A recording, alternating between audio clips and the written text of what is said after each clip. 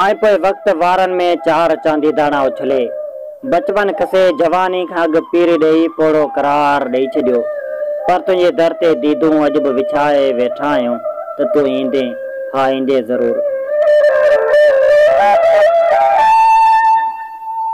हज़ारे गम दुनिया जा सांदे मोह ते मुरकुन करे सजाई आहे त मतां मुरझाए जी डॿड़ा न लॻूं ऐं बणिजी वञूं ज़माने तमाशाई जे अॻियां तुंहिंजी बेरुखी ते तमाशो ऐं लॻी न वञनि तो ते बेवफ़ाई जूं तोहमतूं। दुनिया भली खणी सितारनि खे चिड़ाए चंड खे चोंडी हणे पाण वणाइण जी जुस्तजू जारी रखे, पर असां सिक जे सनियनि जूं सुखड़ियूं अॼु बि सांडे रखियूं आहिनि रूह अंदर में ऐं अॼु बि साॻी सद खणी वेठा आहियूं। तुंहिंजा पेर छेर बणिजी ॻारजी ईंदा त वक़्तु संवारजी वेंदा ऐं प्यार ताज़ो थी पवंदो।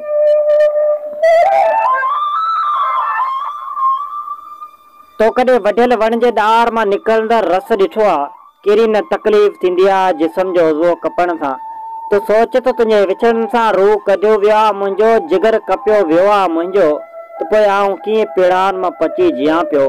ख़बर अथई तुंहिंजे विछड़नि खां पोइ आऊं कैर जहिड़ी कारी राति में घर जे करबनाक कुंड में कीअं कंदो आहियां ऐं मूंखे मुंहिंजा लुड़का हथ ॾींदा आहिनि, आऊं मुरकी पवंदो आहियां।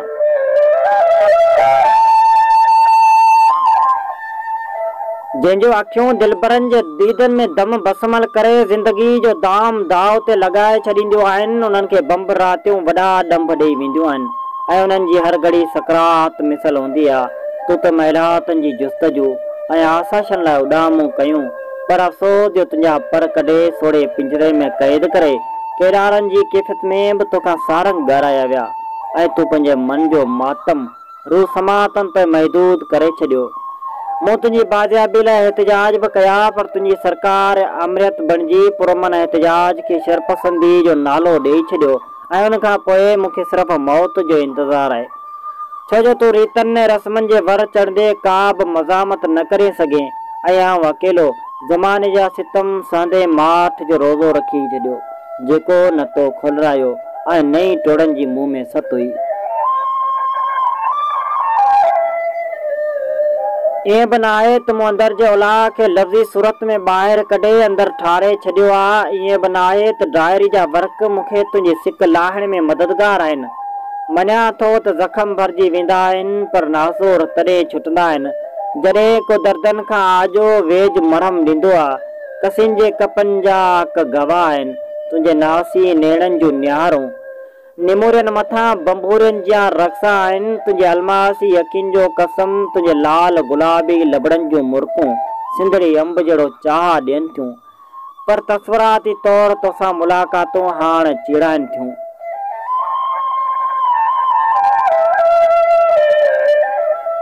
शहरनि जे शोर खां तोड़े जो माण्हुनि जो मुंहुं नाहियूं लॻंदा, पर जंगनि में पंहिंजा पान आशाना ॾे पंहिंजे पाण खां बि कोहे दूर लिकी वेठा आहियूं। पर मुंहिंजे मन में तुंहिंजी मौजूदगी जो अहसास ॾियारे थी त न हुअण जे बावजूद मां बि आहियां ऐं तूं बि आहीं मुंहिंजे मन में। पर छा कजे तो जो पंहिंजे पोयां नए नाले जो वाधारो कयो आहे सो मौत मिसल आहे।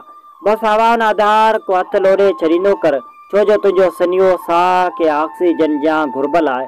ज़माने जूं ठोकरूं थकाए विझनि त हलियो अचा, अखियूं आजा न कनि त कढे छॾिजा, तो ते का बि मयार कोन रखबी। बसि प्यार सलामत रहनि, यार सलामत रहनि।